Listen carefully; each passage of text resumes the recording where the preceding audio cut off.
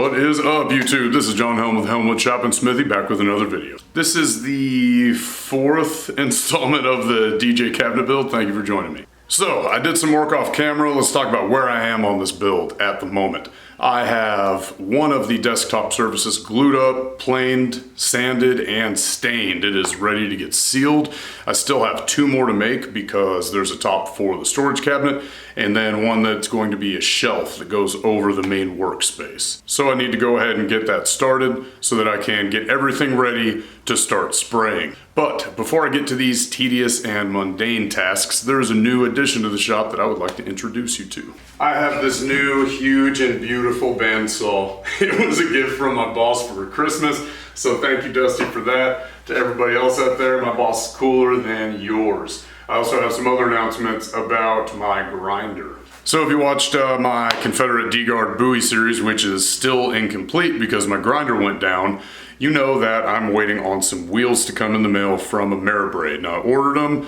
They mailed me wheels, but they didn't mail me all the wheels that I ordered. I emailed them. They said, I'll send you the new one. I never got a shipping confirmation, so I emailed him again and said, hey dude, did you ever mail that out? He said, no, and we'll do it right now though. And then 3 days later, I still hadn't gotten a shipping confirmation, so I emailed them again.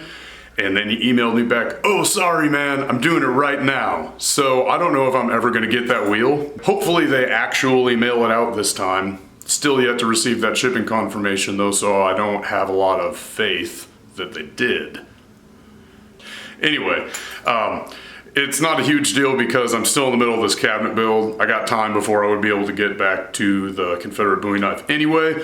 So, with all that being said, let's get to work. This is the first edge joint piece that you saw me make in the last video.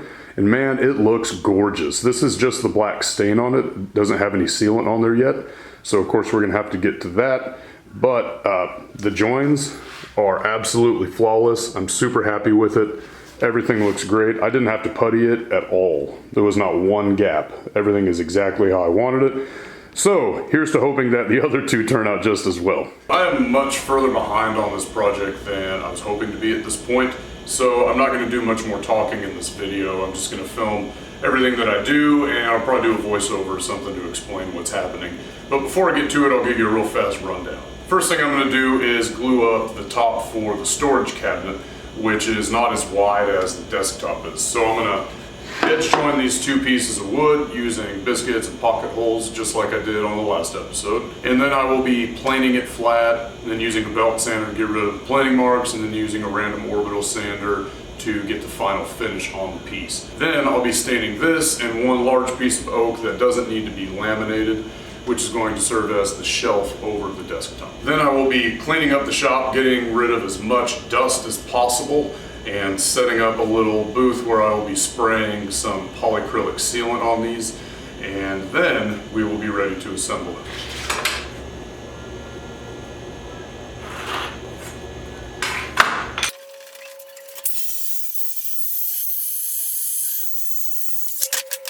I know I said I wasn't going to talk, but this is an absolute freak occurrence. These two boards from the store are perfectly edge joined. I don't even have to mess with them at all. There's not one gap that I can see with just two clamps on here, so there's not even very much clamping pressure. Well, this is awesome. I'm going to go ahead and cut my biscuits, drill my holes, and put them together.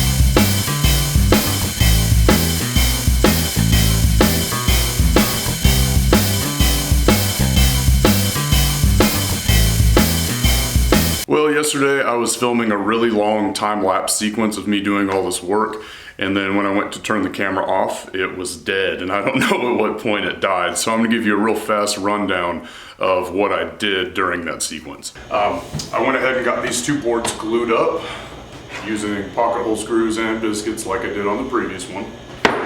And then I planed it flat, sanded it, and it is ready to start staining and finishing. This is just a single piece of red oak. I planed this flat. I drilled these big holes in it for the cables to go through using a hole saw on my power drill. Just one of these.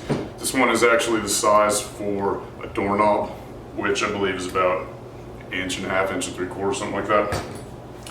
Then I routed off all these edges so they're all nice and rounded and smooth. Now, one issue that I ran into on this piece was this area of grain right here really doesn't like to be planed, and I got a little bit of tear out. So I'm gonna have to putty that, which I was hoping not have to do.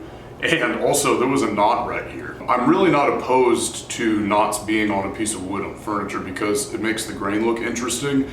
I know most furniture makers want to have just a flat, grade A straight grain all the way down the piece, but I just find that it's kind of boring and it doesn't have any character to it.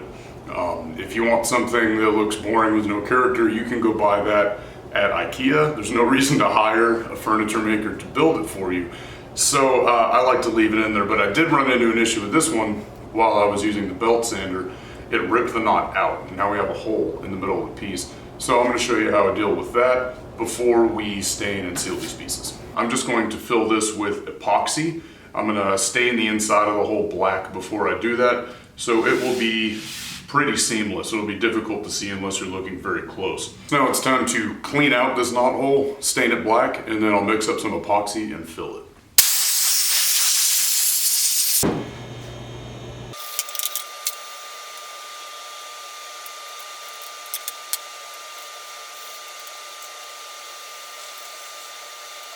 Alright, you can see I stained everything down inside of the knot hole, but I also stained all around the outside of it. And I'll go ahead and apply my second coat of stain on here as well after this one has had some time to soak in and dry a little bit. The reason for that is because all around this knot hole is going to be a real thin layer of epoxy. And even if I sand it down, it will have soaked down into the grain. And this will cause areas where I will not be able to stain it at all after I have this all sealed up and filled. So you need to get everything black all around here and then fill it up with your epoxy. Otherwise you'll have this nasty looking splotch that just looks like wood where everything else is black. You can see it's already soaking up a lot of that stain. It's time to put another coat on. And while that's drying, I'm gonna go ahead and sand out the inside of these holes that I cut out for the cables, and then we'll slap a coat of stain on this while I have the gloves on and I have the stain out.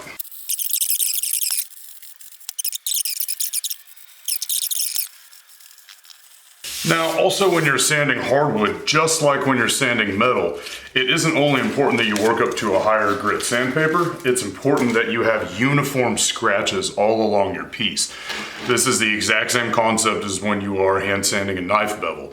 If you have, say you go all the way up to 600 on a knife bevel, but not all of your lines are traveling in the same direction, it doesn't matter that you went up to 600 grit because it's still going to look like crap. So this has a random orbital sanded 220 finish on it. And this now all around here has a hand sanded 220 finish. This is little tiny circles. This is a bunch of little straight lines. So now we need to even this out. Otherwise when I put the sealant on, you'll be able to see that. So I'm gonna go ahead and hit this with 220 before we put our stain on.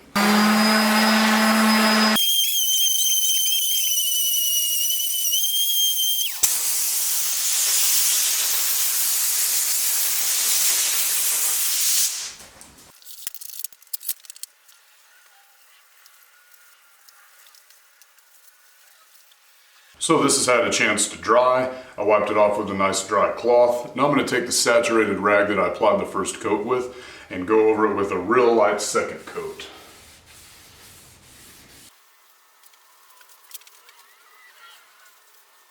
This piece has had some time to dry now. I'm going to hit it with a blow dryer just to make sure that it is completely dry before we mix up the epoxy and fill in this knot hole.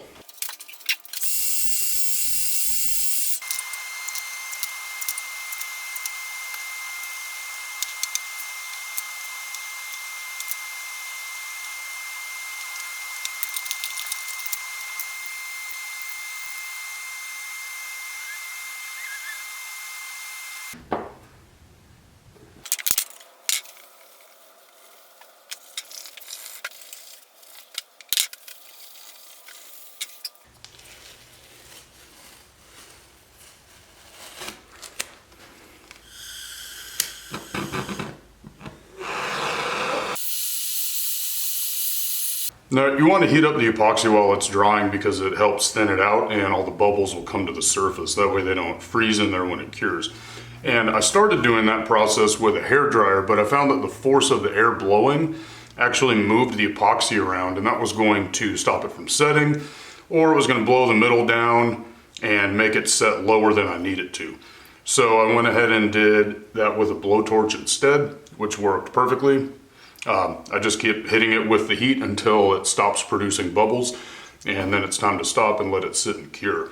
This is 5-minute epoxy, but since the area that I filled is so deep, it's likely going to take a lot longer than that before it's cured, and it's going to take way longer than that before it is hard enough to dry. So I'm going to set this aside and work on some other things for a couple hours, and then I'll come back and sand this flush. All right, so while those are drying, I'm going to take this piece of plywood and cut out 3 rectangles, 12 inches by 10 inches. They're going to serve as the supports for the shelf that will sit above the desktop. Now the one in the center I can't leave as a rectangle. I'm going to have to cut a relief out of it. That way it doesn't take up too much of the desktop area, but it can still add some support to the middle of the shelf to stop it from sagging over time. Then I'll have to make some either edge banding or maybe some strips like I used on the face frame to cover up the edges of the exposed plywood. I haven't decided which one I'm going to do yet, so I'll cross that bridge when I get to it. But for now, let's cut this up.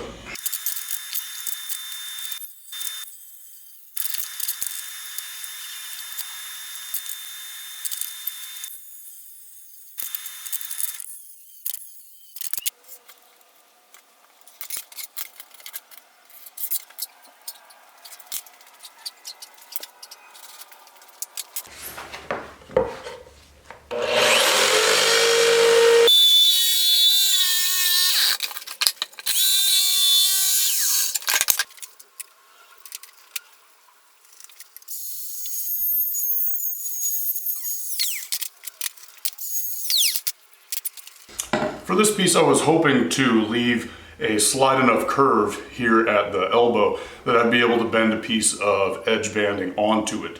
And I was unable to do that. If I had a spindle sander, I probably could have worked it out. But the real issue was that I didn't have an appropriate pattern to follow with my router. So I wound up with this kind of sharp corner.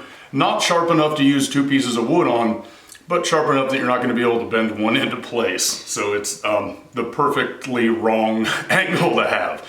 So what I'll do is just putty these edges real heavily, sand it. The wood grain shouldn't be visible at that point, and it shouldn't be an issue. For these pieces, I have this leftover piece of face frame. This is 2-inch wide red oak. I'm just going to cut these to the appropriate length, route off the edges with a 45-degree router bit, and they'll be ready to go. The reason I decided to go with the face framing material instead of edge banding on this is because these will be attached to the desktop using pocket hole screws, and having a face frame on the front will help to hide that. So let's go ahead and get these cut, routed, drill our pocket holes, and then we'll be ready to sand and stain. I'm going to make sure that our face frames are cut to the exact length that we need by using the piece they're going to join up to as a reference. So I'm just going to put it on my miter saw fence, lock the blade down, push it up against the blade. You want to make sure it's touching, but that it is not pushing the blade off to the side. Go ahead and adjust our fence. It looks like it's just slightly out of alignment. Now I'll just take a piece of scrap wood, slide it up against the back here, put it in place with a clamp, and use that as a stop block for our face frame material.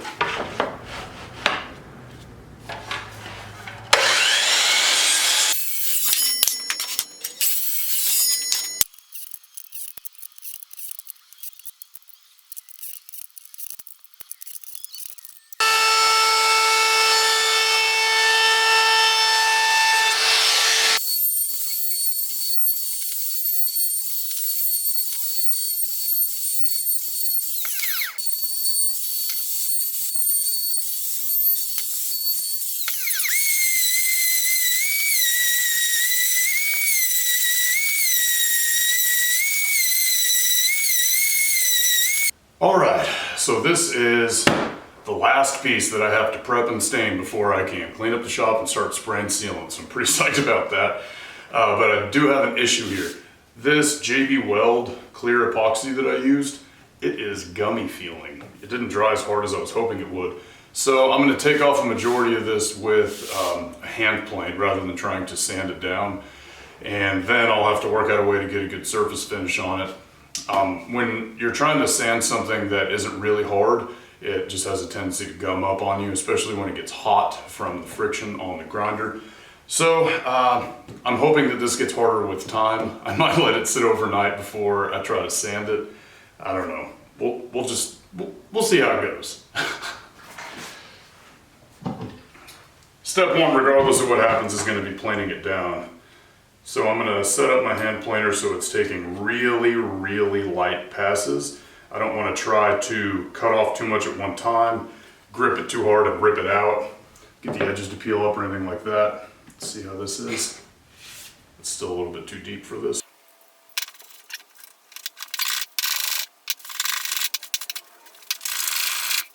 Luckily, underneath the very surface, it's very hard. It was just the outside that was kind of gummy, which I think is very odd.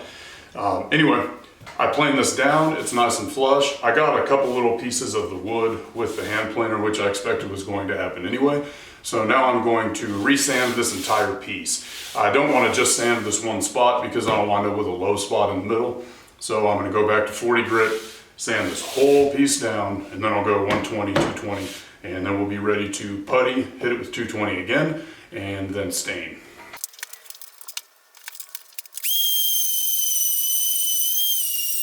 Okay, I went ahead and did all that off camera because you don't need to watch any more footage of me puttying or sanding things.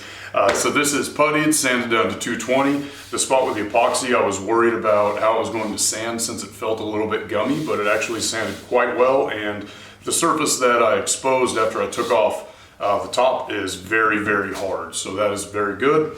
Everything went well. We are ready to stain.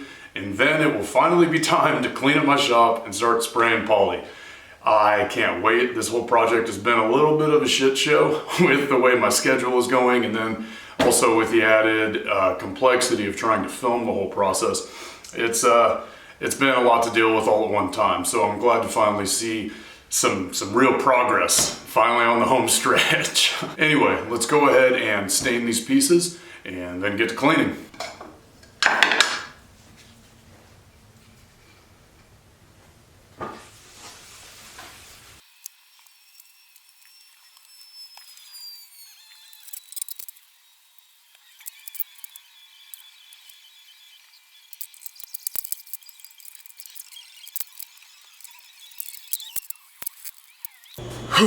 Man, this project has turned into quite a monster here towards the end, but at least I'm nearing the end now. There's light at the end of the tunnel. So for now I need to just let everything sit and dry, then I'll take it all inside and clean all the dust off of it. It has acquired a ridiculous amount of sawdust and sanding dust just from sitting out here while I was working. Which is not good, and it's going to be kind of a pain to get everything clean enough to seal, but I should be able to do it with an upholstery attachment on a vacuum cleaner. Right now it is Sunday afternoon, and I generally like to upload my videos on Sunday afternoon, so I'm going to have to call it quits for now. Sorry for the short episode. We'll see how short it is depending on how much footage I lost from my battery dying, but in any event, in the next episode, please join me so we can see how to seal and assemble this piece, and they will finally be done, and hopefully we'll be scooting some records into them at my buddy's house in no time. So until next time, as always, thank y'all very much for watching. Please don't forget to comment, like, subscribe, and hit the bell. Y'all have a good one.